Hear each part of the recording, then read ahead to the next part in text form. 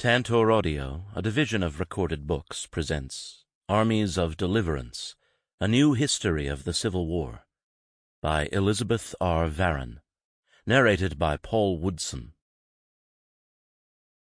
Introduction. We are fighting for them.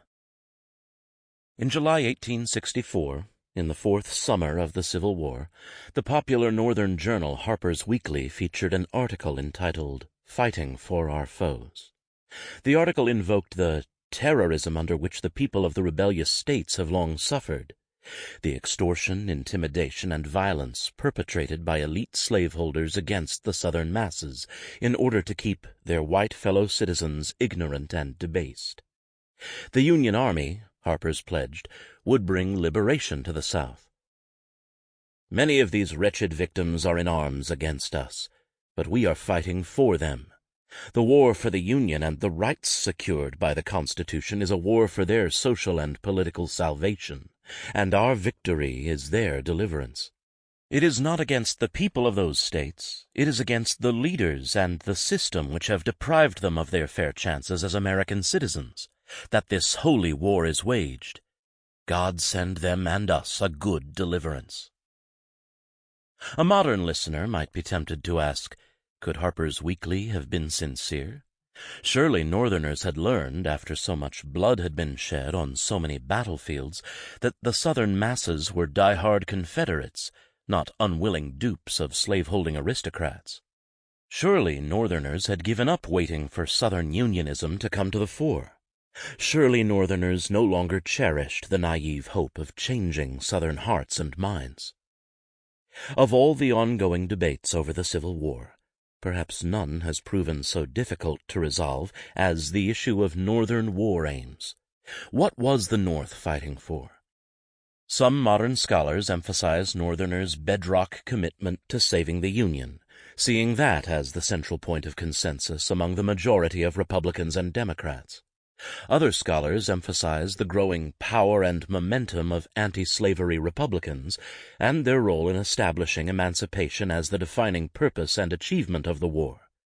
Each of these interpretations focuses on only part of the broad Northern political spectrum. This book takes a different approach, by asking how disparate Northerners, who disagreed about the fate of slavery and the future shape of the Union, managed to form a powerful Unionist coalition and to defeat disunionism. The answer lies in the political theme of deliverance. Northerners imagined the Civil War as a war of deliverance, waged to deliver the South from the clutches of a conspiracy, and to deliver to it the blessings of free society and of modern civilization.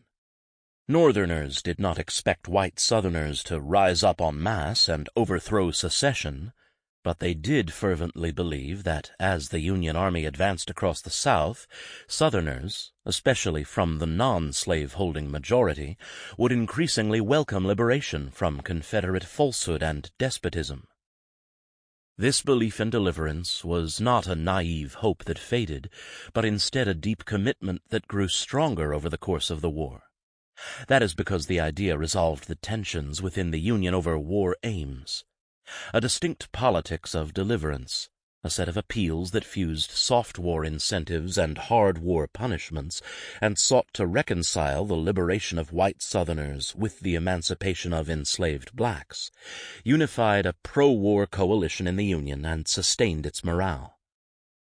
As the guns of Grant and Sherman shake down their idols and clear the air, the Harper's essay prophesied, these men, deluded fellow citizens of ours, will see that in this country whatever degrades labor injures every laboring man, and that equal rights before the law is the only foundation of permanent peace and union. Grant and Sherman, symbols of hard war, also stood at the head of powerful armies of deliverance. Setting the stage, the secession crisis in the North. The image of the Confederate people as the deluded dupes of scheming leaders tapped a deep vein in antebellum politics. The charge that a slave power conspiracy of ambitious planter oligarchs and truckling Northern Democratic politicians exercised unseemly control over national politics, subverting democracy and imposing their pro-slavery agenda on the majority of Americans, North and South. Abolitionists warned of such a conspiracy as far back as the 1830s, as slaveholders coalesced around an aggressive campaign to expand slavery and to defend it as a positive good and a states' right. The fledgling Republican Party took up and popularized the conspiracy theme in the mid-1850s, pointing to a series of pro-slavery victories such as the 1850 Fugitive Slave Law, the 1854 Kansas-Nebraska Act, and the 1857 Dred Scott decision, as proof that the slave power was ever more aggressive in its designs and aimed at nothing less than nationalizing slavery, both spreading it westward and reintroducing it in the free states. Republican politicians appealed to the northern mainstream by emphasizing slavery's harmful effects on whites, the economic backwardness, lack of opportunity, and absence of free speech in the South, rather than by emphasizing the themes of racial justice and equality. The party's prescription for restoring majority rule was to restrict slavery's westward expansion, while at the same time spreading the free labor gospel in the South, so that white Southerners would gradually, over time, see fit to dismantle the institution. Secessionist usurpers, so Republicans charged, diverted history from its natural course, using fraud and violence to block this peaceful evolution toward freedom and sectional harmony. Abraham Lincoln led the Republican Party to victory in the 1860 election, a contest in which Republicans capitalized on the recent split of the Democratic Party into northern and southern wings. In the free states, Lincoln prevailed over his Democratic opponent and fellow Illinoisan Stephen Douglas, winning 54% of the popular vote to Douglas's 25%. Two outlier candidates, Southern rights Democrat James C. Breckinridge of Kentucky and pro-compromise John Bell of Tennessee, placed a distant third and fourth. In the slave states, Breckinridge and Bell were the main attractions, and Lincoln and Douglas the outliers, with Breckinridge garnering 45% of the popular vote to Bell's 40%. Douglas was third with 13%, and Lincoln a very distant fourth, with only 2% of the Southern vote. Republicans claimed a mandate based on the fact that Lincoln won more electoral votes, 180, than all the other candidates combined. But Deep South states, which had been priming the pump for secession for the previous decade, rejected Lincoln's victory, seceded from the Union, and formed the Confederacy in the winter of 1860 to 1861. 4 Upper South states followed them that spring, while the 4 slaveholding border states, Kentucky, Missouri, Maryland, and Delaware, remained in the Union. As Lincoln took office, he faced the challenge of uniting Northerners arrayed across a contentious political spectrum. On one end of that spectrum were abolitionists and radical Republicans, who believed the federal government should play an active role in dismantling slavery and in promoting black citizenship. On the other end were conservative Democrats, who rejected abolition and black citizenship and were content for slavery to persist indefinitely. Across the middle of the spectrum were moderates of various political stripes, who, like Lincoln himself, believed in the superiority of the free labor system and resented the power of slaveholders, but had a relatively patient attitude toward slavery's demise, wishing for its gradual extinction instead of immediate abolition. From the start, antipathy to elite slaveholding secessionists was a strong source of Northern unity. Republicans had long scorned slave power oligarchs. Northern Democrats, bitter at the fracturing of their party, felt betrayed by the leadership class of Southern Democrats. As historian Martha Hodes notes, Northerners imagined a simplistically divided Confederacy and did not carefully differentiate among the various strata of non-elite whites. The ambiguous category of the deceived masses lumped together the South's land-holding yeoman farmers and landless poor whites. Very quickly, in the first months of the Civil War, the slave power conspiracy idea took on a new cast and increased potency. Northerners began to argue that the Confederacy was a military despotism that herded white Southerners into its ranks, seized private property for the war machine, and suppressed dissent.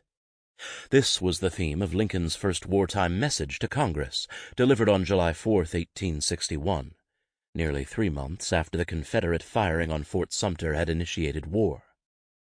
After drugging the public mind of their section for more than 30 years, the leaders of the secession movement had relied on ingenious sophistry, the false doctrine of state sovereignty, and on coercion, votes in which the bayonets are all on one side of the question, to bring many good men to a willingness to take up arms against the government, Lincoln insisted.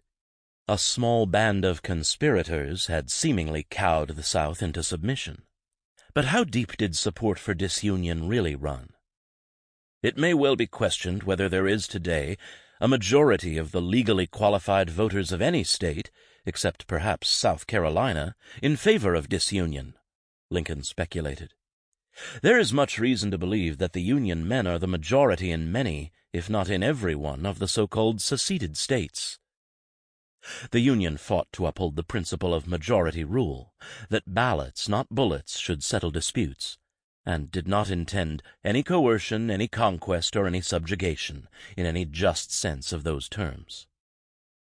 Claims that white Southerners were ripe for their deliverance from the most revolting despotism on the face of the earth, as an influential newspaper, the New York Herald, put it in May 1861, were standard fare in the Northern press and among politicians in the early months of the war. Sometimes words such as liberation, regeneration, redemption, and restoration featured in such rhetoric, but the core message remained the same. The people of the South are regarded as our brethren, deluded, deceived, betrayed, plundered of their freedom of inquiry, of speech, and of action, forced into opposition to the Constitution and treason to the Union against their instincts, their sober judgment and free volition, by bold, bad men. The New York Times editorialized in June 1861 in a typical formulation. In Northern rhetoric, the treatment of anti-Confederate Southerners was a form of terrorism.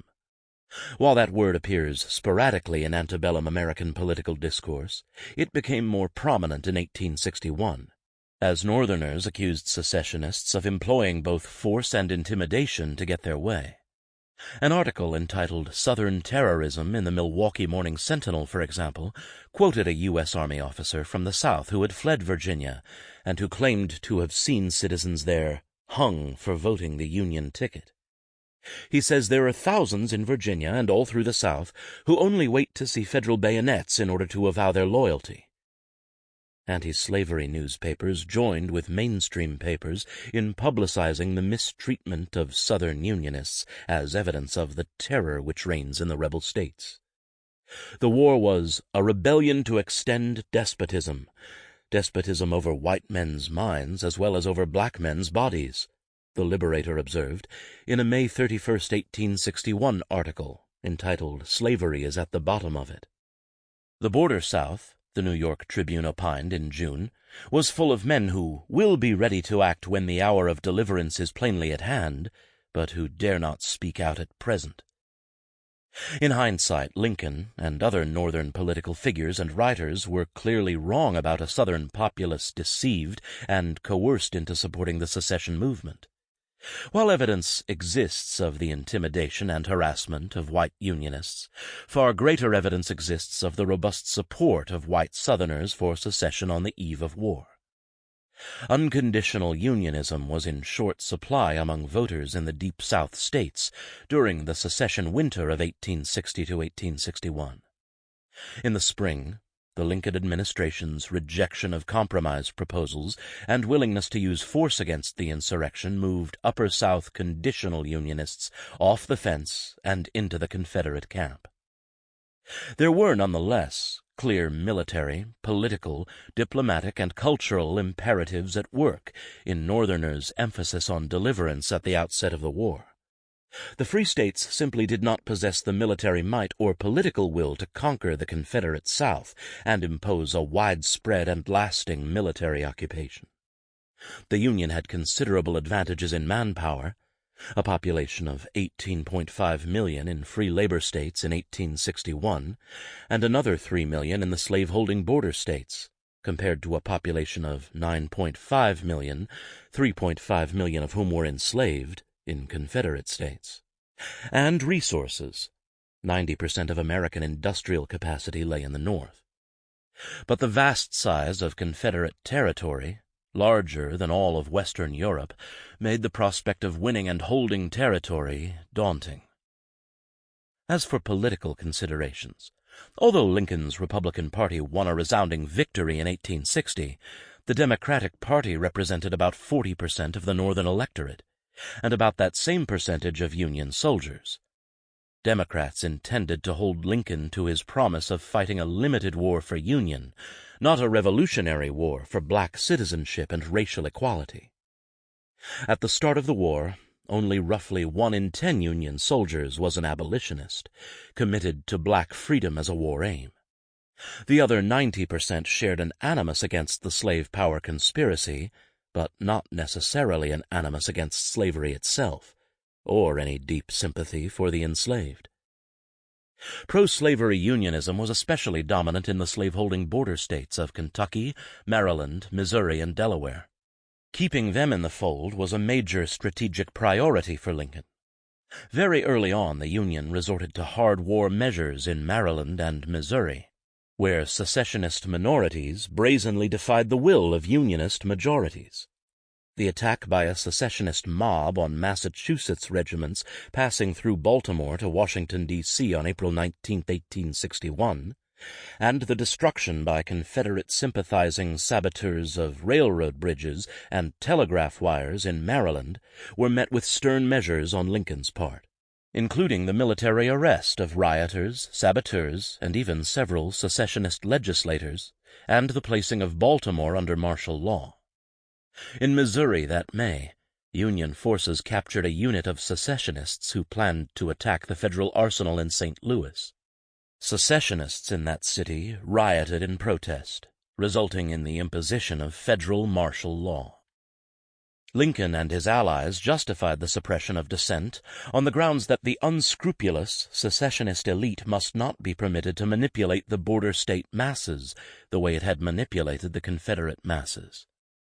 Clashes in the border states gave rise to a tandem strategy, as historian Christopher Phillips has put it, in which the president used political means, particularly disavowals of anti-slavery radicalism, to reassure border state Unionists, while selectively allowing discretion to federal commanders to apply the hard hand of war against civilians whose loyalty was in question. Diplomacy was also a factor.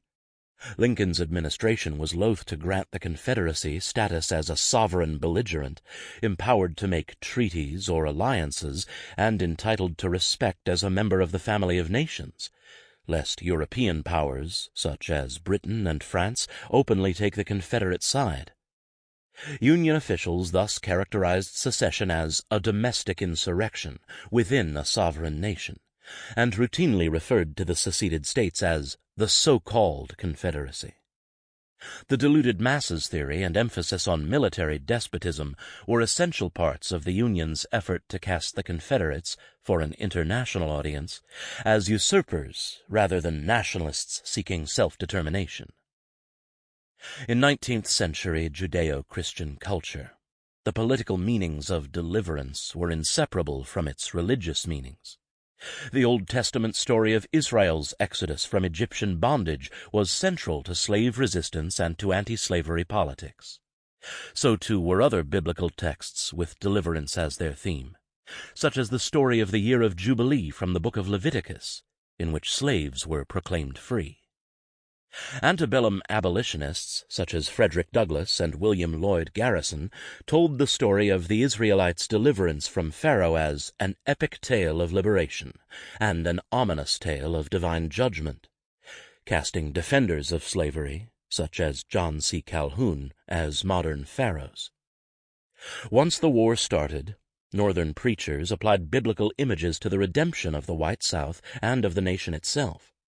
They described the white Southern majority as crushed down and silenced by an armed minority, and yearning for liberation from such traitors.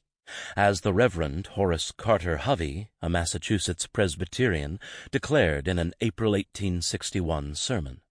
Northerners' biblical references often likened secessionists to satanic demons whose evil spell over the beguiled masses must be broken.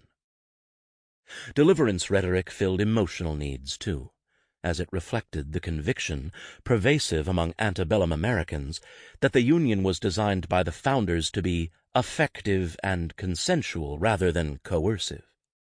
A political entity bound together not by force or interest, but by tender emotions such as affection and love.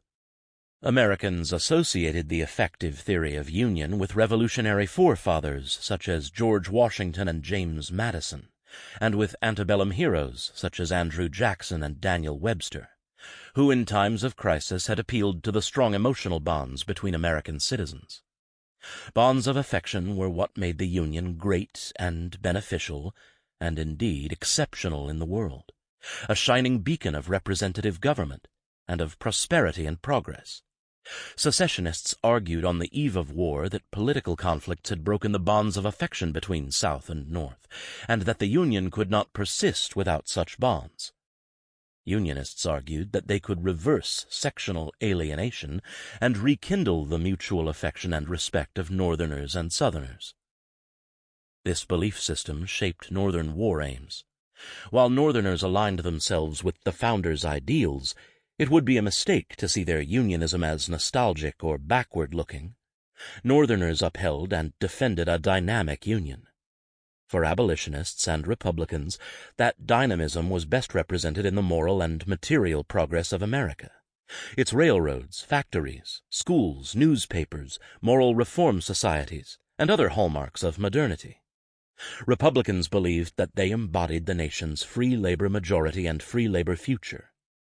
For Democrats, the dynamism was that of manifest destiny, of territorial expansion across the continent and beyond, spreading the agrarian ideal of Jefferson and Jackson.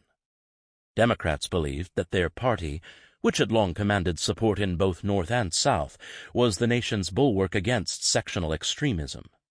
Visions of a loyal, regenerated South were at the heart of Northern nationalism during the war, and Northerners were engrossed with what Southerners thought, how they felt, what they wanted. Northern nationalism was fundamentally didactic. To achieve victory, Unionists had to do more than effect Confederate surrender. They had to teach the Southern rebels to trust them and to love the Union again. Deliverance rhetoric, by distinguishing between the guilty elite and the redeemable masses, permitted Northerners to maintain the ideal of a consensual Union held together by heartstrings rather than military coercion. Northerners elaborated their visions of deliverance in the face of a relentless Confederate propaganda campaign, aiming to show that the Union was intent on the brutal conquest of the South, not its liberation. In secessionist rhetoric, the North was in the hands of radical abolitionists who were committed to ruthless, remorseless war. Blood, thunder, fire, smoke, rapine, and entire subjugation are now the favorite terms of the Northmen, who are bent upon violence and extermination, reported the Richmond Daily Dispatch in early May 1861, adding, in a common trope, that Lincoln was mustering a mercenary army of cutthroats, outlaws, and vagabonds, motivated by greed and bloodlust. Such rhetoric echoed among the Confederate sympathizing peace Democrats of the North, who, drawing on antebellum campaign tactics, accused the Republicans of being abolitionist disunionists. The Lincoln administration, they charged, never gave conciliation a chance, but instead willfully alienated and provoked the South so that Republicans could impose their radical social agenda on Southerners at bayonet point. These copperheads, as peace Democrats came to be known, sought a return to the status quo antebellum through a negotiated peace. Some even accepted the legality of secession and thought Confederate independence was better than Union on the Republicans' terms. While this wing of the Democratic Party was in a decided minority in the early days of the war, its message, that emancipation would endanger the economic security and racial supremacy of Northern whites as well as Southern ones, served Lincoln notice that any moves he took against slavery would meet with a fierce partisan backlash. Building a wartime Unionist coalition. Tracing the arc of the war from the first Battle of Bull Run to Lee's surrender at Appomattox, this book will reveal that politics of deliverance contributed materially to the Union's military victory. Precisely because it could serve so many ends, the theme of deliverance resonated broadly for Northerners. Moderate Republicans who focused on disenthralling non-slaveholding Southern whites from the domination of slaveholding oligarchs gradually came to see the abolition of slavery as a means to that end, and they built the argument that black freedom, defined as something less than full political equality, should go hand in hand with amnesty to repentant Southern whites. For abolitionists and radical Republicans, the emancipation of the enslaved was the key to the moral liberation of the South and the liberation of the nation from the sins of slavery and racism. In anti-slavery rhetoric, African Americans, in resisting slavery and then joining the ranks of the Union Army, were agents of liberation, and true deliverance would bring black citizenship and racial equality. For conservative war Democrats, the key to reunion was rekindling the allegiance of conservative white Southerners by disabusing them of the false notion that the Union was controlled by anti-slavery extremists, and by reasserting the power of the Northern Democratic Party as a bulwark against radical change. Northerners mobilized images of deliverance to refute the charge that they were bent on subjugating the South. Crucially, they enlisted slave state whites in making this case. Northerners saw the slave-holding border states as Southern societies that the Union must wrest from the clutches of aspiring secessionists. Their redemption was proof that the politics of deliverance could work. And so border state loyalists, such as prominent Kentucky Republicans Cassius Clay and Robert J. Breckinridge, loomed large in Northern politics, as did border state victories, such as Maryland's abolition of slavery in November 1864. Pro-war Northerners also relentlessly played up examples of white Southern Unionism in the seceded states. White loyalists, willing to risk open defiance, were a small minority of the population in the Confederacy, but they too loomed large in Northern politics, as symbols of the potential return of the Southern masses to the national fold. The most ardent and influential of these Unionists, such as Andrew Johnson and William G. Parson Brownlow of Tennessee, called loudly for hard war measures against the Confederates, even as they maintained that the war's primary aim was white Southern deliverance. Deliverance politics also proved essential to establishing broad support for emancipation. Rather than conceding to Confederates or Copperheads that the advent of emancipation signaled a shift to war without mercy, Lincoln and his allies worked to harmonize the case for black freedom with the case for white Southern liberation. Each of the acts and proclamations that implemented emancipation contained inducements, grace periods, incentives, and exemptions, intended to encourage voluntary compliance by slaveholders and to reassure nervous whites that the demise of slavery was a military necessity and served the overarching aim of reunion. Over the course of the war, supporters of emancipation would assiduously build the case that slavery, as the source of Southern terrorism and despotism, was the obstacle to national reunion, and that emancipation and black enlistment would benefit Northern and Southern whites alike, morally, politically, and economically. "We must disenthrall ourselves, and then we shall save our country," Lincoln asserted in his December 1862 annual message to Congress, connecting emancipation to the survival of democracy. "In giving freedom to the slave, we assure freedom to the free, honorable alike in what we give and what we preserve." Black abolitionists, such as Frederick Douglass and Frances Ellen Watkins Harper, made their own distinct contributions to deliverance discourse. They were less inclined than whites to portray the Confederate masses as victims or to imagine that Union victory in the war would bring swift sectional reconciliation. Instead, they emphasized the broad complicity of whites in the system of racial oppression and the depths of the hatred and mistrust that system had sowed. On the eve of the war, blacks made up less than 2% of the population in the free states and were relegated there to a second-class citizenship. The vast majority of African Americans lived in the South and were in... Sample complete. Ready to continue?